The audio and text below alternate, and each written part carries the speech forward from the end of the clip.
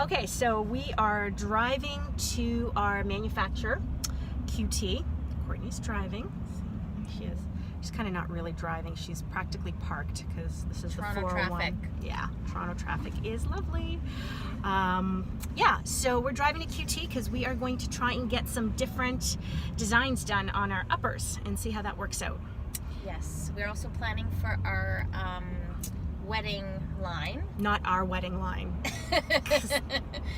Although not totally out of the question because you never know. Yes. But yeah. So we are going to be doing a bridal show next month, and we are picking up some of the stuff for that and trying to fine-tune a few of our different styles too. We're going So in. this is behind the scenes. Hold on, let me lock my car. Like really behind the scenes. Really behind the scenes. Everybody thinks the life of fashion people are glamorous. Well, It's a bit sweatshop-like, isn't it? no. Did I say that? Maybe that's the part we should erase.